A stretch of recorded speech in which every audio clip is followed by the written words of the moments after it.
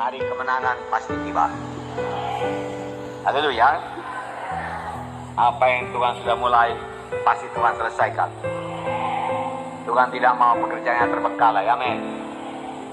Tentunya kita masih ingat hari kebangkitan Tuhan Yesus yang kita peringati hari Minggu yang lalu.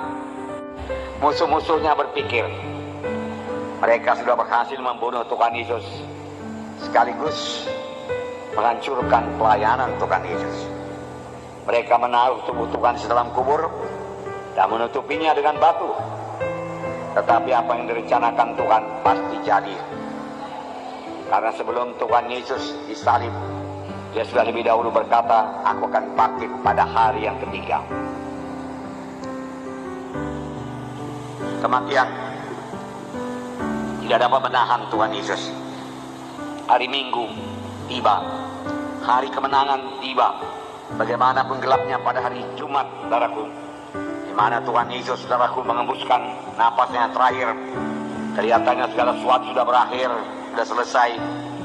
Namun, saudaraku, tibalah hari Minggu, hari yang terang, hari kemenangan, di mana Tuhan mengalahkan maut. Dia bangkit daripada kematian dan Dia hidup. Amin. Hari Jumat kita juga akan berlalu, saudaraku. Boleh jadi pada saat ini kita mengalami, saudaraku, banyak persoalan-persoalan hidup, tekanan-tekanan hidup. Saudaraku, jangan menyerah, saudara. Tetap berpegang pada janji Tuhan, karena hari Minggu kita masing-masing pasti datang. Amin.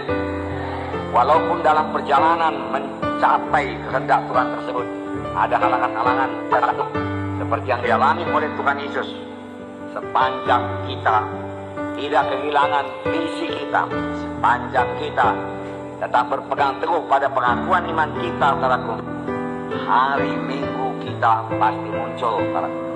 Hari kemenangan kita pasti jadi. Hari kita sampai kepada panggilan Tuhan dalam hidup kita pasti digenapi Tuhan. Hari di mana visi yang diberikan Tuhan kepada kita pasti digenapi Tuhan. Amin, saudara. Nah, Tuhan pasti menyelesaikan apa yang sudah dimulai Tuhan dalam hidup kita. Panggilan Tuhan yang begitu indah dalam hidup kita, visi yang sudah diberikan Tuhan pada kita, pasti digenapi Tuhan sepanjang kita tidak mundur dari iman. Sepanjang kita tidak kehilangan visi tersebut, tidak melenceng daripada visi tersebut, maka Tuhan akan membawanya kepada kegenapan. Walau untuk mencapainya banyak halangan-halangan, banyak saat-saat yang gelap, bahkan banyak penderitaan atau sengsara seperti yang dialami Tuhan Yesus. Tapi apa yang sudah dimulai Tuhan dalam hidup saudara, pasti Dia genapi. Tuhan Yesus bicara kepada kita melalui visi, salah satu melalui visi. Tuhan tumbuhkan dalam kita satu visi, satu cita-cita. Jangan bergantung pada perasaan dan penglihatan. Kadang-kadang perasaan dan penglihatan berbalikan dengan visi yang diberikan Tuhan kepada kita. Kalau sempat nanti saya akan bacakan Yusuf kepada saudara, di mana Tuhan menjanjikan dia jadi memperoleh kedudukan yang tinggi, di mana saudara-saudara bahkan orang tua yang datang menyembah kepadanya. Tapi sebelum mencapai visi tersebut, sebelum genap mencapai visi tersebut, saudaraku, Yusuf mengalami kebalikan daripada visi tersebut, yaitu jadi budak belia, kemudian difitnah, masuk penjara. Tapi satu perkara, Yusuf tidak pernah mempersalahkan Tuhan. Yusuf tidak pernah mengeluh kepada Tuhan. Dia tidak pernah berkata, Tuhan, Kau berikan aku visi yang besar, kenapa ini jadi pada aku, Tuhan? Aku tidak mengerti, gak masuk di akalku, Tuhan. Saudaraku, untuk mengerti Tuhan jangan pakai akal, Tuhan. Dia tidak berkata demikian. Dia tetap pada visinya. Dia yakin itu pasti jadi. Maka 15 tahun kemudian jadi Perdana Menteri Mesir. Mana saudara-saudara yang datang menyembah kepadanya.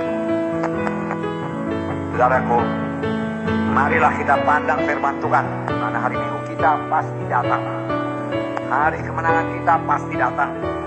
Hari di mana Tuhan mengenapkan visinya kepada kita pasti datang. Tidak bisa tidak datang. Karena Tuhan yang berjanji itu setia. Janji Tuhan yang mengatakan oleh pilu-pilu Yesus, kamu sudah sembuh, pasti jadi. Janji Tuhan yang berkata, aku datang supaya engkau beroleh hidup yang berkelimpahan, pasti jadi. Hanya Tuhan minta sedikit saja daripada kita. Berikanlah jalannya anakku, supaya aku bisa memberkati engkau. Berilah kepada Tuhan, taburlah. Dengan tidak mengharapkan balasan daripada Tuhan, itu kuncinya. Saudara memberikan persepuluhan bukan untuk memancing Tuhan, tapi memang kasih dari hati saudara untuk memberi kepada Tuhan, beri persepuluhan kepada Tuhan. Tidak mengharapkan balasan sama sekali, barulah bisa diberkati Tuhan. Saudara yang kasih dalam nama Yesus, bagaimana itu bisa jadi? Kalau Tuhan sudah memberikan visi, satu cita-cita yang kuat dalam hati saudara, setia saja. Tuhan akan membawanya pada kenyataan. Boleh jadi pada mulanya kecil saja dulu, tetapi bertambah hari bertambah besar, bertambah hari bertambah cepat.